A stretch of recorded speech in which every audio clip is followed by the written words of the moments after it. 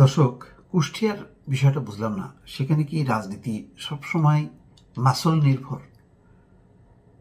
এটা কেন বলছি গত 15 বছরে শেখ হাসিনার সময় সবসময় দেখা গেছে মাস্তানদের রাজত্ব রাজনীতির নামে।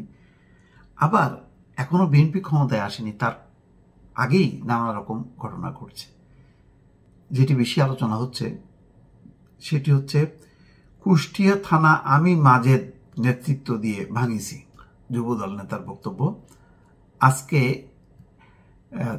তিনি সংবাদ সম্মেলনে আবার বলছেন যে থানা ভাঙছি আবেগে বলে ফেলেছিলাম। কোনটা আবেগ কোনটা বাস্তব বোঝা যাচ্ছে না। কদিন আগে আমি একটা সাউথ আফ্রিকা প্রবাসী আরিফ, তার সাক্ষাৎকার আমি প্রচার করেছিলাম এই ভয়েস বাংলায়।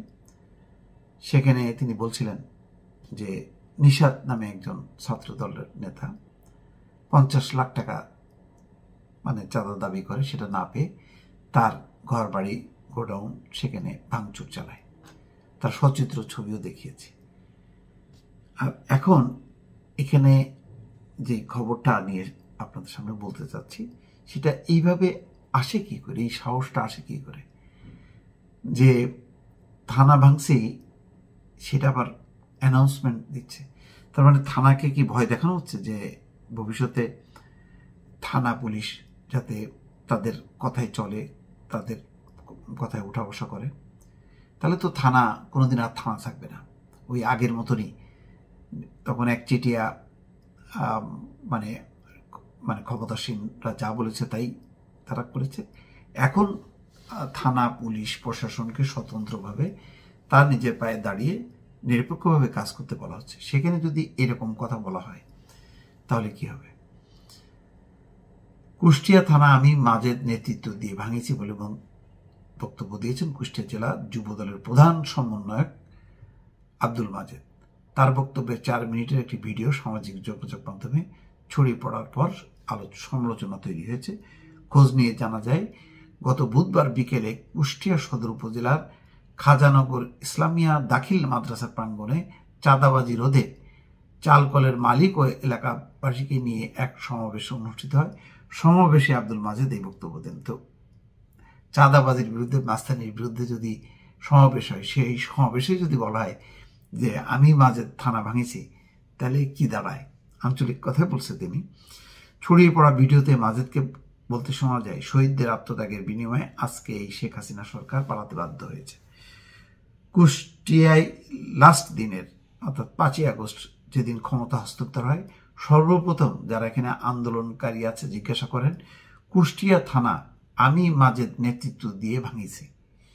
এমন একটা দিন নাই, আমরা 3টা ছেলে, আমার পরিবার, আমাদের চাচি, সে নিজেও এই আন্দোলন সংগ্রামে যুক্ত হয়েছে। আপনারা আপনাদের ছেলে মেয়েদেরও মারেও ঠেকাতে পারেন নাই। রক্তে যখন টান দেয় তখন জনগণের স্রোত ঠেকানো যায় না, তাই জনগণের স্রোতে হাসিনা চলে গেছে। ভালো কথা, সেটা চলে গেছে, কিন্তু পর মুহূর্তে তো বুঝতে পেরেছেন সেই মাজেদ, তিনি বলছেন থানা ভাঙিছি আবেগে বলে ফেলেছিলাম। সংবাদ সম্মেলনে তিনি বলছেন, নিজের বাড়িতে এক সংবাদ সম্মেলন করেন। যদিও এই ক্লিপে পরিষ্কারভাবে শোনা গেছে যে কুষ্টিয়ায় লাস্টের দিন যেদিন ক্ষমতা হস্তান্তর হয়, সর্বপ্রথম কুষ্টিয়া থানা আমি মাজেদ নেতৃত্ব দিয়ে ভেঙেছি। শুধু থানা না, আওয়ামী লীগের একেবারে কর্মী পর্যায়ের নেতাকর্মীদের ঘর বাড়িতেও হামলা চালানো হয়।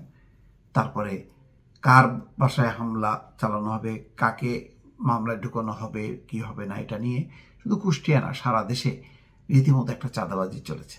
এটা খুব দুঃখজনক।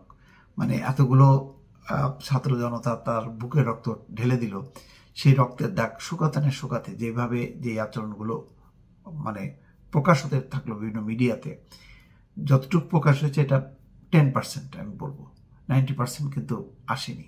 যে কিভাবে তারা প্রতিটা থানা, সরকারি অফিস, তারপরে আওয়ামী লীগের নেতা কর্মীদের বাড়িতে বাড়িতে যে হামলা লুটপাট চালিয়েছে। এটা কারা করেছে আমি বলবো না যে এটা বিএনপি করেছে, কিন্তু তাদের তো উচিত ছিল এগুলি প্রোটেক্ট করা, সেটা হয়নি। ফলে একটা দায় অস্বীকার করা যাবে না। তারপরে দক্ষিণ আফ্রিকার প্রবাসী একটা ছেলে, তারও এ করলাম যে সে নিজে বলছে যে তার কি পরিস্থিতি। তো এগুলি মিলিয়ে কুষ্টিয়া সেই আগের যে জনপদ, সন্ত্রাসের জনপদ, চাঁদাবাজির জনপদ, সেই জায়গা থেকে যদি বের না হয় তাহলে এই পরিবর্তন, এই রক্ত সবই বৃথা যাবে। দর্শক ভালো থাকবেন, আল্লাহ হাফেজ।